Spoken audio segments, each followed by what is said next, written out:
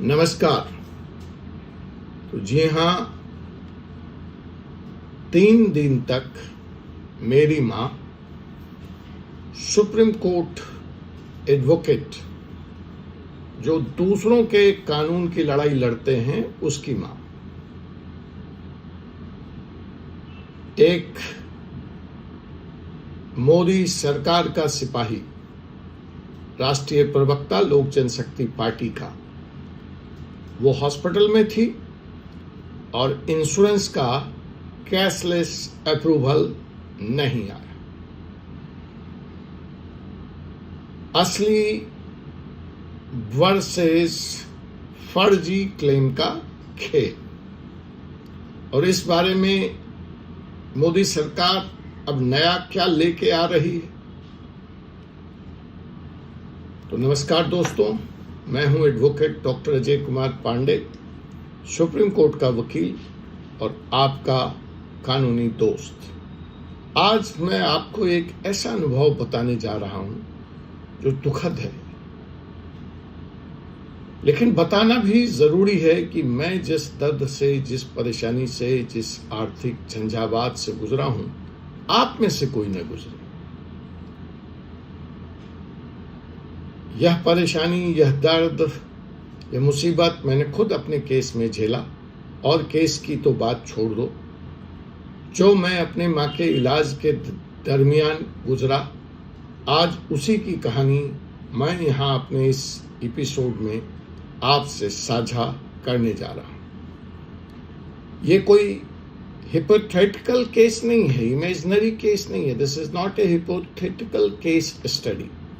This is a reality which I have lived, which I have undergone. My 78-year-old mother was admitted to one of India's most prestigious hospital, Max Hospital. मेरी माँ max hospital में, जो 78 years old है, pneumonia हो जाने के कारण भर्ती की गई। और उसके बाद इंश्योरेंस के नाम पर, इंश्योरेंस क्लेम के नाम पर, जहां मैं पिछले 3 साल से लाख रुपए प्रति साल का इंश्योरेंस प्रीमियम देता हूं, 10 साल से ये इंश्योरेंस पॉलिसी है इस कंपनी के साथ, तो पिछले 3 साल से है। पोर्ट हुआ तो भी 3 लाख रुपए में दे चुका था।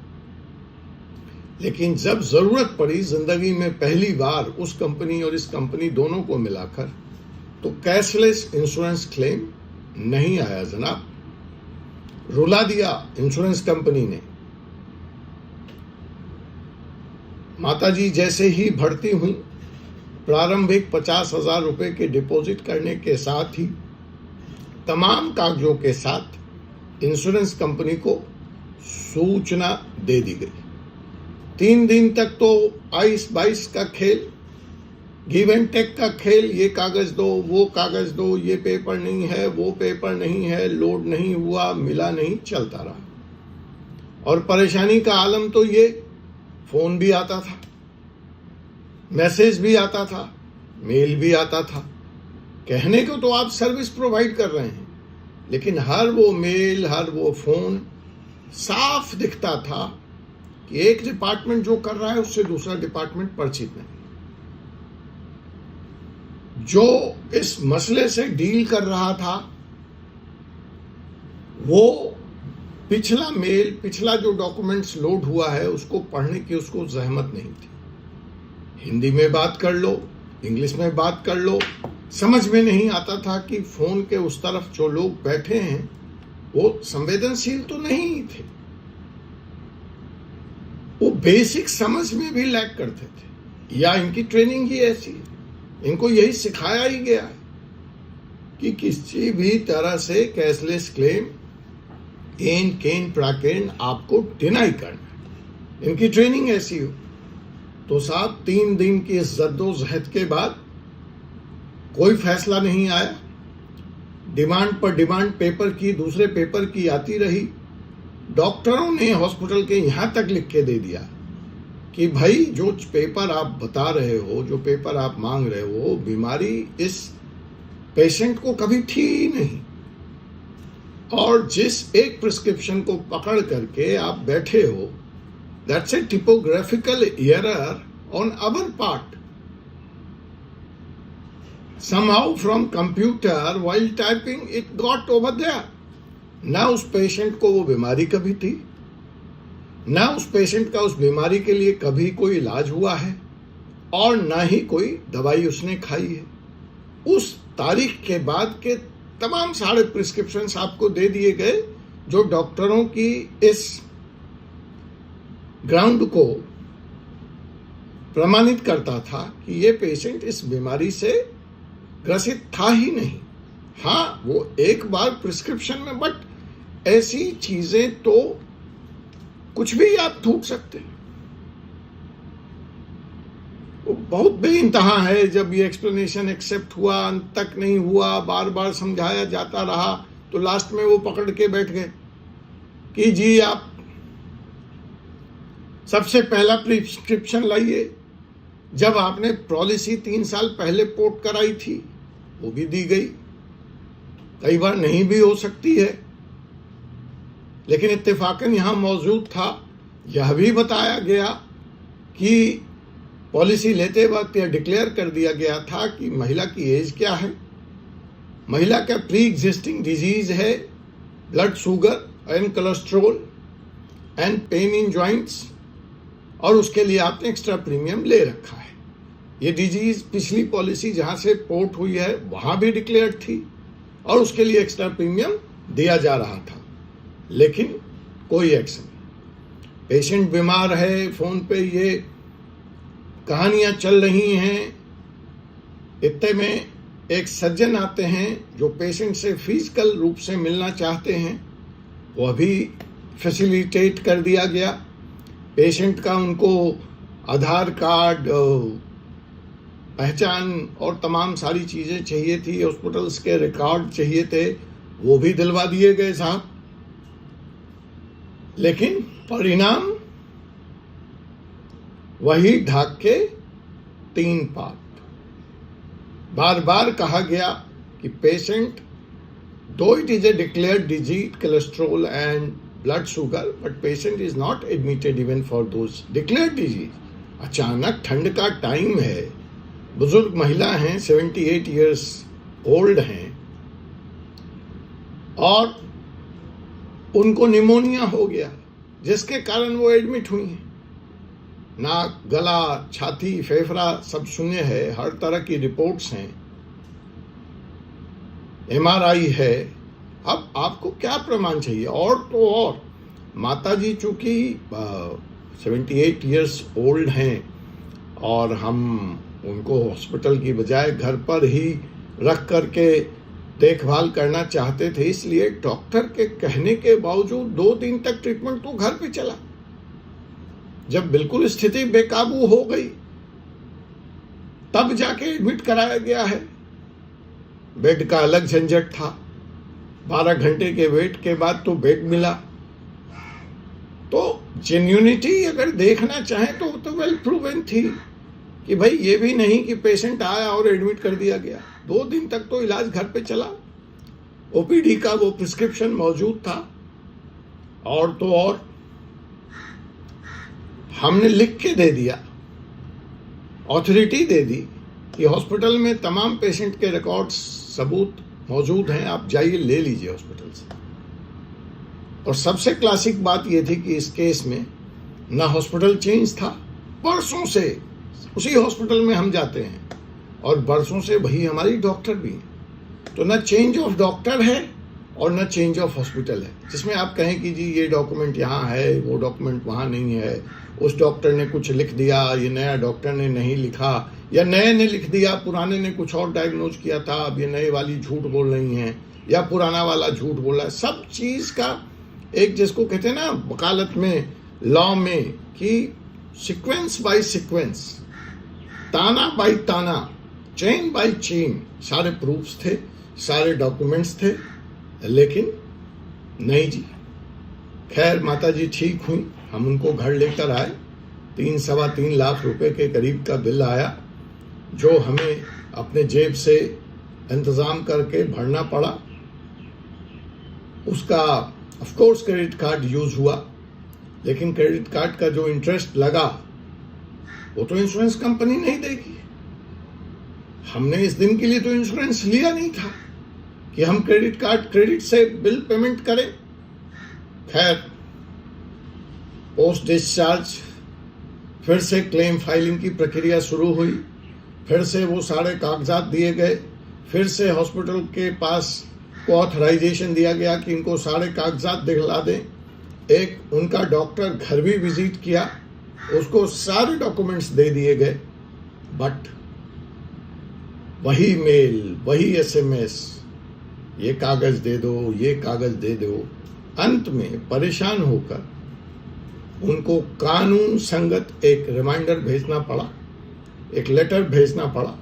भला हो इसमें हमारे एजेंट अंकित चोपड़ा जी का, वाइज एडवाइस इंश्योरेंस जो चलाते हैं, इनकी सलाह से ये पॉलिसी हमने पोर्ट करी थी, और उनकी टीम का उन्होंने बड़ी मेहनत करी, बड़ा फॉलोअप किया, बड़ा शिद्दत से इस केस में इंटरेस्ट लिया, और मुझे बार बार कहा आप पेशेंस रखें, आप पेशेंस रखें, और बिना सकुचाए, बिना कोई संकोच किए वो कागजों का जवाब देते रहे। लेकिन एक टाइम में आकर मेरा पेशेंस, सब्र का बांध टूट गया, और मैंने उनकी टीम से कहा कि आप लिख दीजिए कि जो भी कागज आप मांगे हैं यह रिपीट है, और ये सारे कागज आपको दे दिए गए हैं। और मैंने उनके टीम से कहा कि अगर आप उचित समझते हैं तो उस कागज आपके पास पहले से, आप फिर से एक बार दे दीजिए। खैर, इस बार कुछ सद्बुद्धि आई उनके ऊपर, या मेरी किस्मत, जो भी कहिए, कि due to the strong follow-up by me and my agent Mr. Ankit Chopra of Wise Advice, the claim was paid. But what about this mental agony, trauma and harassment which me and my family has gone through, which my old mother has gone through? Who would pay for this? Who is responsible for this? We buy cashless insurance for that peace, that tranquility, that assurance, not to go through this. नहीं तो फिर तो हम insurance लें, इलाज कराएं और claim करते ही रहें।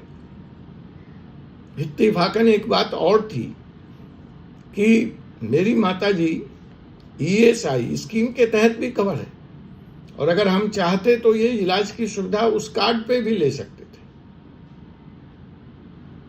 लेकिन वहां यही होता है कि इलाज के वक्त सारा पैसा दे दो और फिर सरकार को बिल दो, और फिर वहां से वो पास होकर आता है। इन्हीं परेशानियों से बचने के लिए तो मैंने अलग से ये कैशलेस स्कीम ली थी, और इतना हाई प्रीमियम दे रहा था, लाख रुपए पर साल का। लेकिन खैर, वो नहीं हुआ। अब सोचने वाली बात है कि यह मेरे जैसे एक कानून के जानकार को, सुप्रीम कोर्ट लॉयर को, सरकार के से जुड़े एक अंग के साथ यह हो सकता है, तो समाज के आम आदमी को क्या गुजरना पड़ता होगा। मैं तो इसकी कल्पना करके ही मेरे रोंगटे खड़े हो जा रहे हैं जनाब। जब इस बारे में मैंने अध्ययन किया तो बड़े चौंकाने वाले नतीजे मेरे सामने आए, शेयर करना चाहूंगा। इस वक्त भारत के हेल्थ इंश्योरेंस सेक्टर में भारी उथल पुथल है, भारी बेईमानी है। 8 से 10% का जेन्युइन क्लेम रिजेक्ट कर दिया जा रहा है। यह बहुत चिंताजनक है। IRDA की गाइडलाइंस कहती है कि क्लेम किसी भी हालत में 30 दिन तक सेटल हो जाना चाहिए, लेकिन इसकी भी धज्जियां उड़ाई जाती हैं, और almost 35 to 50% over delay claim settlement में। और ये 30 दिन के क्लाउज से इस तरह खेला जाता है कि जब 30 दिन पूरा होता है तो 29वें दिन एक कोई भी कागज की मांग कर दी जाती है, और फिर पेशेंट पे या पेशेंट के जो भी व्यक्ति इसको फॉलो कर रहा होता है उसके मत्थे डाल दिया जाता है कि यह कागज आई नहीं, और 30 दिन की यह डेडलाइन आगे फिर 30 दिन के लिए एक्सटेंड हो जाती है। अब इसके और मैं नीचे जब गया, डेप्थ में गया, तो पता चला कि ये सब टीपीए की जो नई व्यवस्था है उसके कारण यह हो रही है। ठीक है, लेकिन सत्य यह है कि हर चौथा व्यक्ति इस वक्त देश में समय पर नहीं भुगतान, इंश्योरेंस क्लेम नहीं भुगतान किए जाने के कारण परेशान है और हर 20वां व्यक्ति आउटराइटली उसका क्लेम रिजेक्ट किया जा रहा है। आशा है कि जो नई व्यवस्था आई है, जहां एक बार प्रधानमंत्री नरेंद्र मोदी जी ने जो नई पॉलिसी लाने की बात की है, उसमें 1 घंटे के भीतर क्लेम रिसीव होने के 1 घंटे के भीतर अप्रूवल देने की बात की जा रही है। 3 घंटे में फाइनल क्लेम सेटल करने की बात की जा रही है। सुनने में, देखने में यह बहुत बड़ी रिलीफ नजर आती है, लेकिन ऐसा हो पाएगा या नहीं हो पाएगा, इसको जानने के लिए जो जमीनी सच्चाई है, जो जमीनी हकीकत है, जो ग्राउंड रियलिटी है, चेंज वहां करना पड़ेगा, अकाउंटेबिलिटी वहां लानी पड़ेगी, वरना यह पॉलिसी और एक नेक इरादे वाली पॉलिसी सरकार मोदी जी के प्रयास की तरह बनकर रह जाएगी, कहीं फाइलों में दबी रहेगी। जनता का इससे कोई फायदा नहीं होना है। दूसरी तरफ किसी एक और वीडियो में लेकर आऊंगा जिससे आप भी परिचित हैं कि जेन्युइन लोग परेशान हैं और फर्जी के क्लेम किस तेजी से पास होते हैं और किस तरह से पास होते हैं, इस पर फिर चर्चा करेंगे अगली वीडियो में, अगले एपिसोड में। जी हाँ, उत्तर प्रदेश का एक केस जहां एक महिला ने साल में 52 बच्चों को जन्म दिया, अर्थात डिलीवरी के 52 क्लेम उसके पेड हुए। ईडी और सीबीआई ने ऐसे मामलों का खुलासा किया फिर उत्तर प्रदेश से, जहां जिंदा लोगों को मरा हुआ बताकर अंतिम डेथ क्लेम भी करोड़ों में दिला दिया गया। तो यह सच है असली वर्सेस फर्जी क्लेम का। इसी के साथ मुझे doctor Jay Kumar Pandey, supreme court of India को अनुमति दीजिए। जय हिंद, जय भारत, जय संविधान। आपसे पुनः मुलाकात होगी एक ऐसे ही विषय के साथ अगले एपिसोड में। अगर यह वीडियो या जानकारी अच्छी लगी तो जरूर चैनल को सब्सक्राइब करें, कमेंट में अपने सवाल भी बताएं और इसको शेयर करना ना भूलें। न जाने किस दुखियारे को एक नई आस मिल जाए। हम फिर बात करेंगे, अगर आपका राइट्स प्रोटेक्टेड नहीं है तो क्या एक्शंस ले सकते हैं। कोई मदद की जरूरत हो तो जरूर कमेंट बॉक्स में बताएं। मैं और मेरी टीम आपके हर तरह से हर संभव सहायता करने का भी प्रयास करेगी। धन्यवाद।